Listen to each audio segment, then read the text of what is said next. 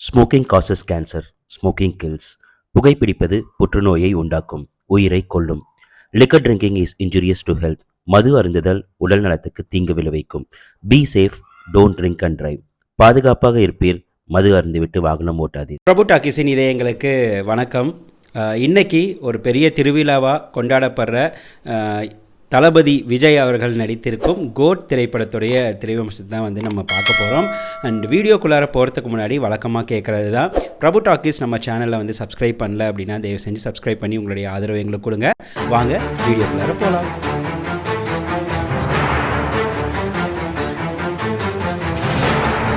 படத்துடைய கதை அப்படின்னு சொல்லி பார்த்தீங்கன்னா, காந்தி அப்படிங்கிற ஒரு கேரக்டரில் நம்ம விஜய் இருக்கார். அவர் ஒரு ரா ஏஜெண்ட்டாக ஒர்க் பண்ணிகிட்ருக்காரு. அவருடைய ஒரு மிஷனில் தன்னுடைய குழந்தைய இழந்துடுறாரு.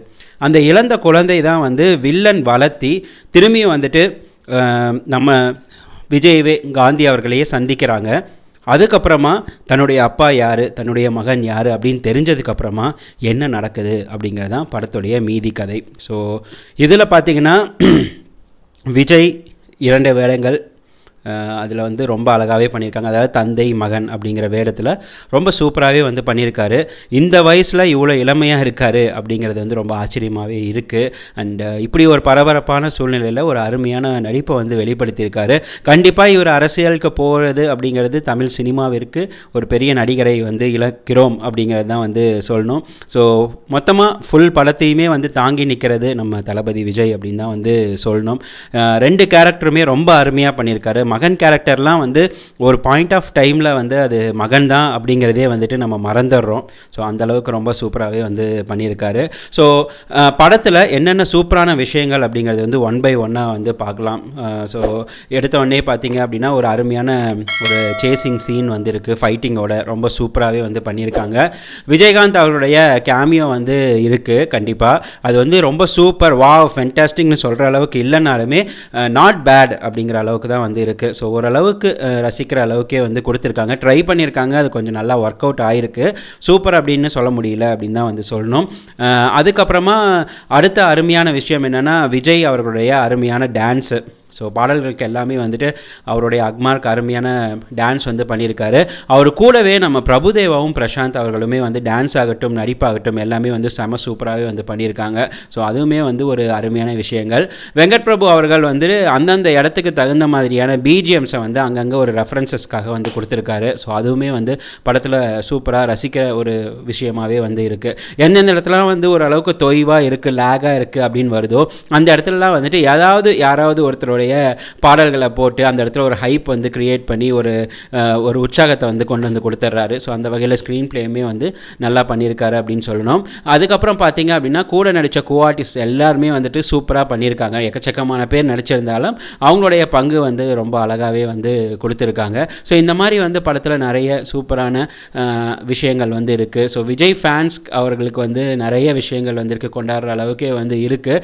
எதிர்பார்த்த அளவுக்கு இந்த திரைப்படம் இல்லை அப்படின்னாலுமே ஓரளவுக்கு ஃபேன்ஸ் அவங்கள பூர்த்தி பண்ணுற அளவுக்கு இருக்குது.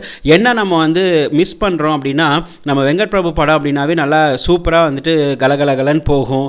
அது இல்லாமல் பிஜிஎம் செம சூப்பராக இருக்கும். டெஃபினட்டாக இந்த இடத்துல நம்ம அனிருத்தை மிஸ் பண்ணுறோம்.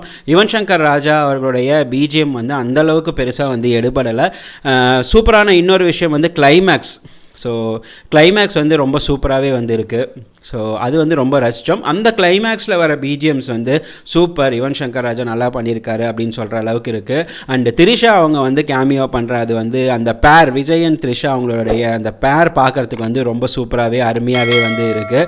அதுக்கப்புறம் வெங்கட் பிரபு அவர்கள் சொன்ன மாதிரியே நிறைய சீன்ஸை நம்மளால் ப்ரிடிக்ட் பண்ண முடியல. இப்படி இருக்குமோ அப்படின்னு நினைக்கும் போது அப்படி இருக்காது, வேறு மாதிரி இருக்கும் அப்படின்னு சொல்லி அவர் சொல்லியிருந்தார். அதெல்லாம் ரொம்ப அருமையான ஸ்க்ரீன் ப்ளே பண்ணியிருந்தார். அது கண்டிப்பாக பாராட்டக்கூடிய விஷயம்தான் சொல்லுவேன். ஸோ அதுக்கப்புறம் இதெல்லாமே சூப்பரான விஷயங்கள் நம்ம சொல்லிட்டோம். டிசப்பாயின்மெண்ட்ஸ் அப்படின்னு சொல்லிட்டு நிறைய விஷயங்கள் இருக்குது. ஸோ டிசப்பாயின்மெண்ட் பார்த்திங்க அப்படின்னா நிறைய இடங்களில் விஜய் அவர்களுடைய அந்த மேக்கப் அப்பாவுடைய அந்த மேக்கப் நிறைய இடத்துல ரொம்ப ஆர்டிஃபிஷியலாகவே தெரிய வந்துச்சு. அது ஒன்று இருக்குது. நிறைய இடங்களில் லேக் இருந்துச்சு. ஸோ அதுவுமே தெரிய வந்துச்சு. அண்டு வில்லனாக மோகன் நடிச்சிருக்காரு. அவர் ரொம்ப சிம்பிளாக யூஸ் பண்ணிட்டாங்களோ. அவர் ரொம்ப நாள் கழித்து ஒரு கம்பேக் பண்ணுறாரு. அவரை அவரை வந்து ஒரு இன்னும் நல்லா பெட்டராக வந்து யூட்டிலைஸ் பண்ணியிருக்கலாமோ அப்படின்னு சொல்லிட்டு தான் யோசித்தோம். ஏன்னா ரொம்ப சிம்பிளாக காட்டின மாதிரி இப்போ இன்னொரு விஜயை காமிக்கணும் அப்படிங்கிறதுக்காக இவரை சிம்பிளாக காமிக்கிறாங்களோ வில்லனை அப்படின்னு சொல்லிட்டு எனக்கும் தெரியல. அண்ட் மற்றபடிக்கு பார்த்தீங்க அப்படின்னா மற்ற கோஆர்டிஸ்ட் எல்லாமே வந்து நல்லாவே பண்ணியிருந்தாங்க. ஸோ நிறைய விஷயங்கள் வந்து மங்காத்தா அளவுக்கு இருக்கும் அப்படின்னு சொல்லி சொன்னதுனால நம்ம எக்ஸ்பெக்ட் பண்ணிட்டு போனோம். அந்த அளவுக்கு கண்டிப்பாகவே வந்து கிடையாது. ஏன்னா மங்காத்தா வந்து வேறு மாதிரியான ஒரு ஜேர்னலில் இருக்கும். அது வந்து ஒரு கேங்ஸ்டர் கம்ப்ளீட்டாக வந்து ஒரு நெகட்டிவ் கேரக்டரில் வந்து கடைசி வரைக்கும் இருக்கிற ஒரு நம்ம அஜித் அவருடைய வந்து பார்த்துருப்போம். ஆனால் இதில் வந்து அந்த மாதிரி இல்லை, நிறைய டிஃப்ரென்சஸ் வந்து இருக்குது. அந்த வெங்கட் பிரபு அவர்களுடைய படத்தில் இருக்க அந்த கொண்டாட்டம் அது வந்து இந்த படத்தில் வந்து பெருசாக இல்லை. எப்பயும் போல் ஒரு யூஷுவலான ஒரு கதையாக தான் வந்து இருக்குது. அண்ட் நிறைய இடங்களில் நம்ம விஜய் அவர்களுடைய பழைய படங்களில் இருக்க ரெஃபரன்சஸ்லாம் வந்து இங்கே வச்சுருக்காங்க. அதுவுமே வந்து நல்லா இருக்குது. பட் வந்து அந்தளவுக்கு பெருசாக அதை வந்து பேசுகிற அளவுக்கு வந்து இல்லை அப்படின்னு தான் வந்து சொல்லணும். ஃபர்ஸ்ட் ஹாஃப் வந்து ரொம்ப சீக்கிரமாகவே வந்து போயிடுது. ஸோ அது கொஞ்சம் பெட்டராக இருக்குது. செகண்ட் ஹாஃப் ரொம்ப இழுத்துருக்காங்க அப்படின்னு தான் வந்து சொல்லணும். ஸோ சித்தார்த்தா நுனி அப்படிங்கிறவர் வந்துட்டு சினிமாட்டோகிராஃபி பண்ணியிருக்காரு. ஸோ அவர் வந்து ரொம்ப சூப்பராகவே பண்ணியிருக்காரு. எடிட்டிங் வந்து பார்த்திங்க அப்படின்னா வெங்கட்ராஜன் அப்படிங்கிறவர் வந்து பண்ணியிருக்காரு.